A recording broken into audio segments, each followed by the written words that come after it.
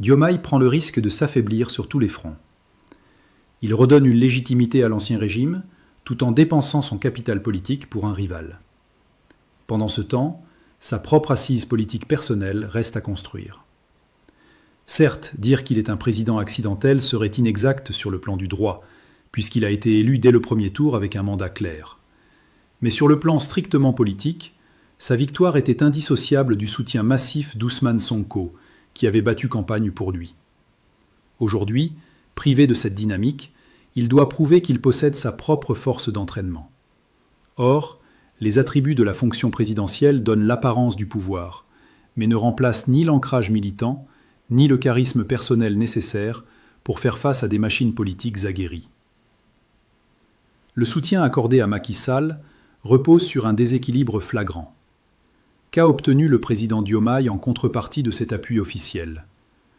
A-t-il exigé des éclaircissements sur la gestion des finances publiques ou une coopération sur les dossiers sensibles de l'ancien régime ?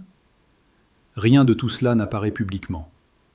Ce que le public voit, c'est l'appui total de l'État sénégalais à Macky Sall, tandis que les contreparties politiques restent inexistantes. Les observateurs légers parlent de hauteur de vue et d'unité africaine, mais ils évitent de poser les questions fondamentales. Qui tire un bénéfice immédiat de cet accord ? Macky Sall. Qui prend le risque politique le plus élevé face à ses électeurs ? Diomaye. Toutes les options restent ouvertes pour Macky Sall pour les échéances à venir, tandis que Diomaye s'est fermé plusieurs portes stratégiques, notamment celle de la confiance avec sa base initiale et celle d'un discours de rupture crédible.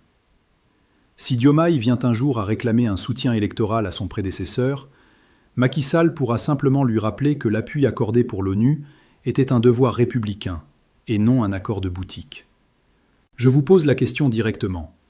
Pensez-vous que Bassirou Diomaye Faye a fait preuve d'un sens élevé de l'État en soutenant la candidature de son prédécesseur, ou a-t-il commis une erreur stratégique en remettant en selle l'homme qui pourrait se dresser contre lui en 2029 ? Laissez votre avis dans les commentaires. Abonne-toi à la chaîne pour suivre nos prochaines publications, clique sur le bouton j'aime et partage cette vidéo. N'oubliez jamais que les grandes manœuvres politiques ne sont pas toujours celles qui s'affichent au grand jour, mais celles que les poignées de main officielles préparent pour l'avenir.